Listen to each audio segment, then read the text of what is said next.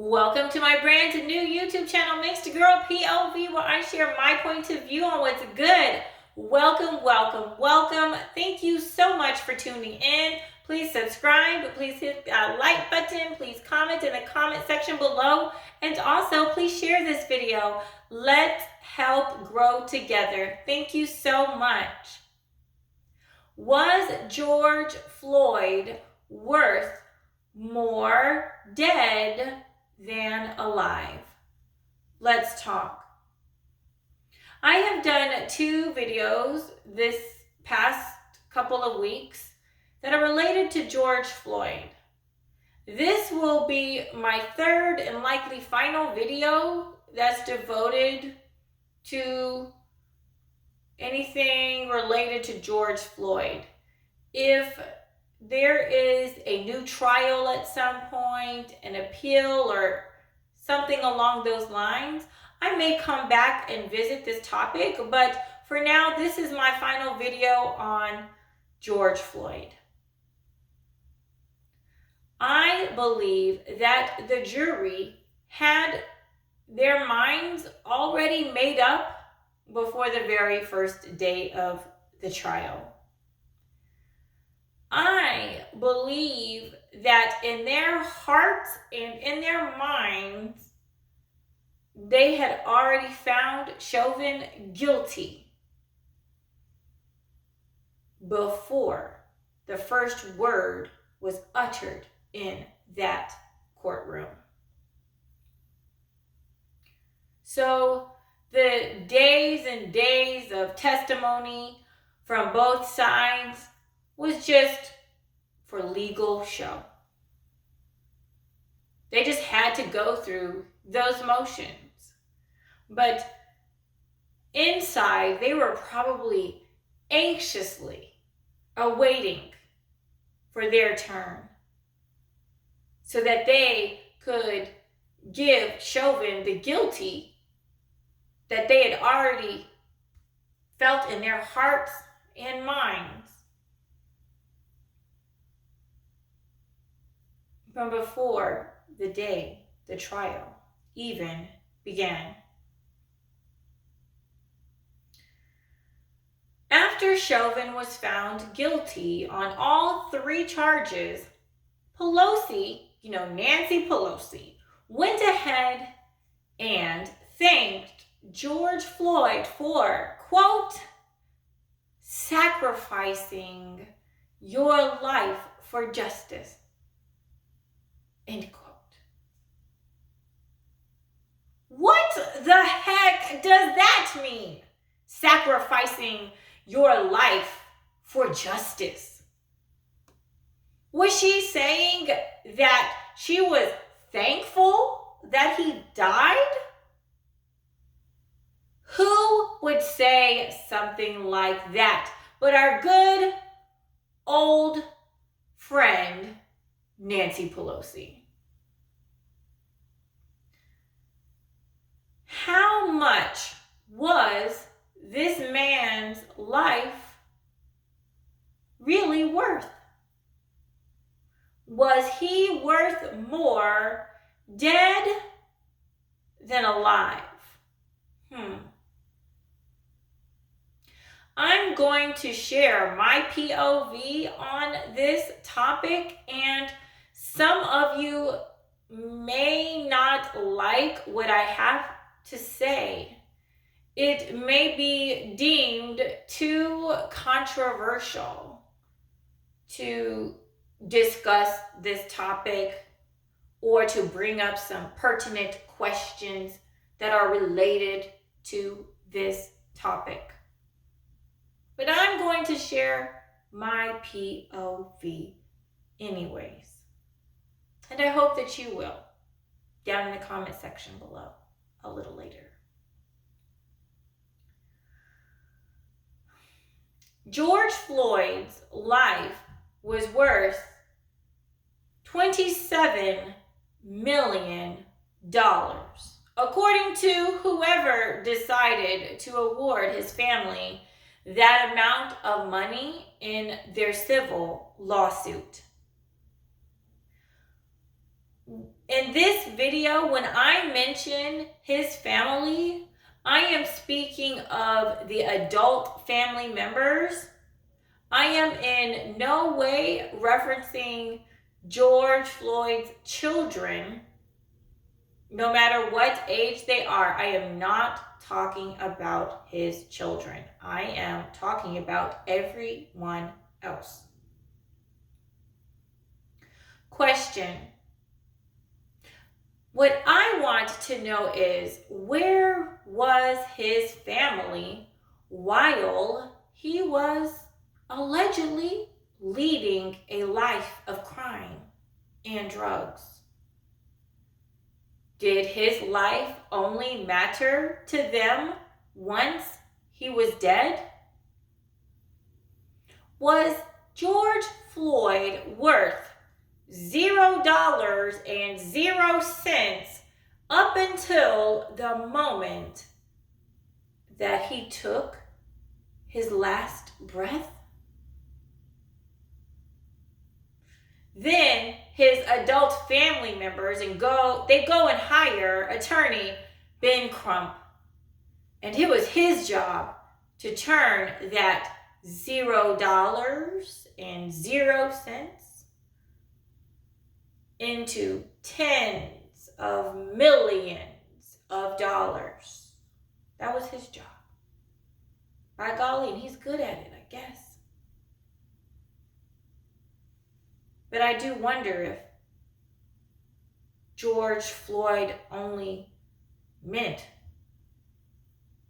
his life was valued at the $0.00 to his family members before his encounter that day with law enforcement.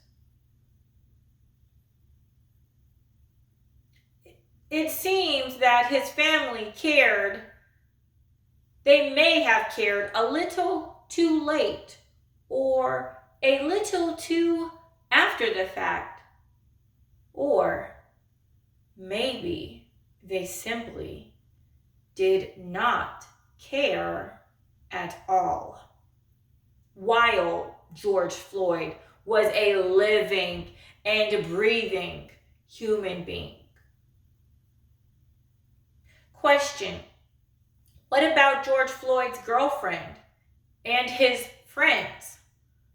Where were they when he was having run-ins with the law? Where were they when he was allegedly getting high or allegedly committing armed robbery? Question. Was George Floyd worth more to his community, dead or alive? Did his community even care about the man while he appeared to struggle with living his daily life? Where was his local community when he was allegedly getting high over and over again and allegedly committing armed robbery? But as soon as he died, his community was right there, but not to protest peacefully and share their message non-violently. Many came to burn down their own freaking community down to the ground. Have all these people forgotten about Dr. Martin Luther King's message of bringing about change in a non-violent way? Honest to goodness, it's like we learn about MLK coming up through our school system here in the US. I'm talking from like kindergarten all the way through high school graduation. We stuff so much MLK down these kids' throats that they're squeezing and oozing MLK through their ears and nostrils. But as soon as the kids graduate and go off to college or to work in the real world, or sadly, some of them waste their life away by hanging out in the hood, gang banging and slanging in the hood. Cruising through the hood is what life is all about for some. Anyhow, the kids go off and do these various things. And it's like MLK's message, well, who he was as a person and his message gets lost in the sauce, and people begin to forget what he taught us and what he stood for. There's a reason why we have Dr. Martin Luther King holiday in January. There's a reason why there's an awesome monument of that man down in our nation's capital, or at our nation's capital. I've seen it. It's gigantic. It's amazing. There are reasons. There are Dr. Martin Luther King boulevards and highways and streets and all that stuff all over our country. There's a reason why. But who he was and his message has gotten lost in the sauce.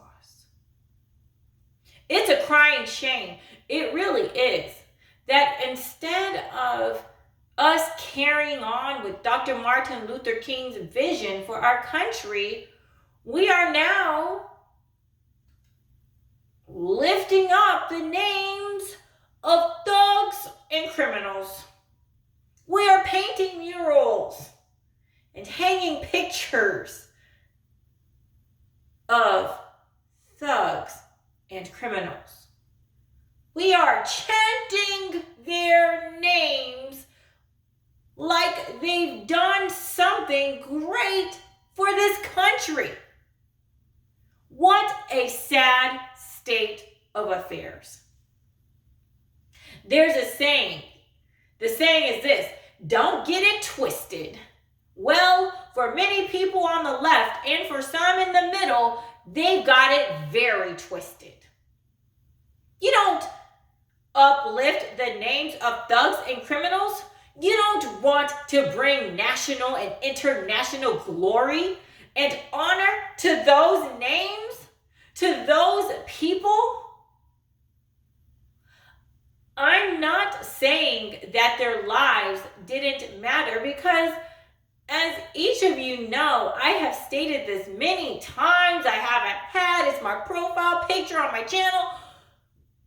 I believe that all lives truly do matter.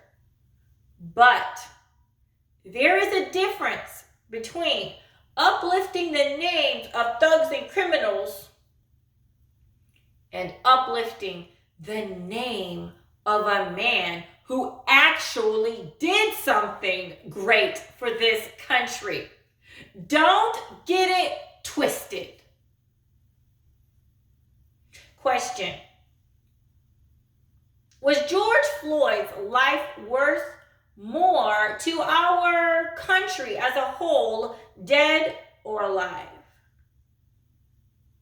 Well, it appears that political leaders on the local and national levels have capitalized on this man's death to help divide our country along racial lines.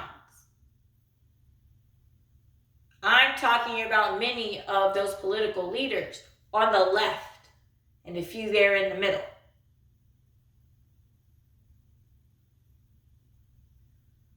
And then you have the scumbag, big fat joke of an organization called BLM and their little sister group, Antifa. who also have capitalized on George Floyd's death. BLM raked in more than $90 million last year alone, and these groups have appeared to make a mess out of different communities around our country with their crazy protesting tactics. So what am I left to believe? What are you left to believe? What is the answer to the question, was George Floyd worth more dead than alive? I already know my answer to that question. But I would love to hear yours. Dr. Ben Carson reminded us on Fox News today that we need to keep the faith today on National Prayer Day. Amen to that. He's a wise man indeed. So let's talk. Was George Floyd worth more dead than alive? Was he more valuable to his family, friends, to his local community, and to his country, including BLM and Antifa type folks? Was he worth more dead than alive? Have any other thoughts that you'd like to share? Please comment down in the comment section below, and I'll see you there.